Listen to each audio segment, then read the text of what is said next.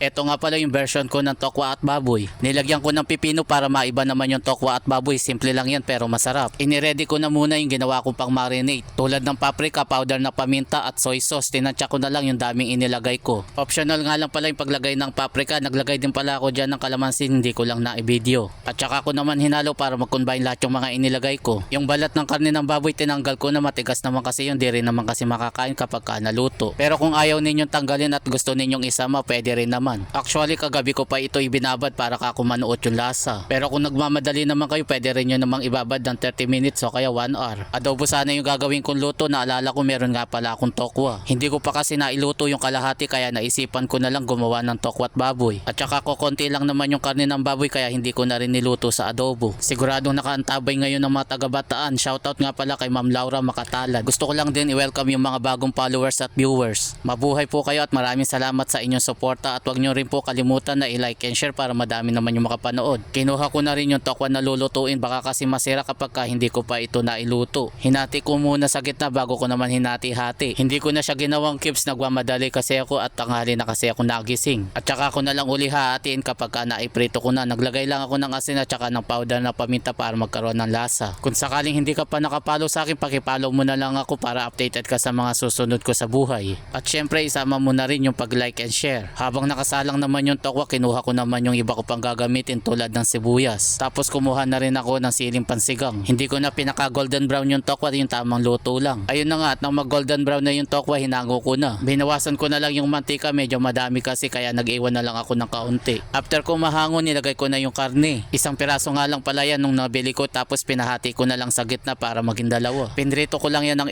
8 minutes sa mahinang apoy para hindi mabigla yung pagkaluto. Amoy pa lang, alam na alam mo na nuot yung lasa sa karne. Iba talaga kapag na-marinate mo ng matagal, talagang kumakapit yung lasa. Kung sakaling nandito ka pa rin sa bahagi ng aking video at nanonood ka pa rin, paki-comment mo naman kung tagasan ka para malaman ko kung saan naaabot yung aking video. After nga ng ilang minuto, luto na rin yung karne kaya hinango ko na. Pag ito yung inulam mo, siguradong taob na naman yung kaldero. Masarap din itong gawing pulutan lalo na kung mahilig kang uminom. O kaya naman yung mahilig ka lang makipag-inuman pero pulutan yung puntirya mo. Nako, siguradong makakain ka ng marami. Hiniwa-hiwa ko na lang yung karne sa katamtamang laki. Nai-ready ko na nga rin pala yung mga iba ko pang ilalagay tulad ng sili, sibuyas. Maglalagay din ako ng pipino pero optional lang yan. Tinanggal ko lang yung buto, yung pinakagitna para hindi magtubig. Nagbuhos lang ako ng soy sauce at saka ng suka, tansyahan lang yung ginawa ko. Sunod naman yung powder na paminta at saka asukal. 3 kutsarita yung nilagay ko para pambalance. At saka ko naman hinalo, pagtikim ko sakto na yung lasa kaya inilagay ko na yung tokwa at saka yung karne ng baboy. Mas maganda kasi kapag pinagsama-sama muna yung pampalasa para malaman mo kung saan yung kulang. Para lalong masarap, ibabad mo muna ng ilang minuto bago mo ulamin para nanunuot yung lasa sa tokwa at baboy. Paano mga lods, maraming salamat sa inyo.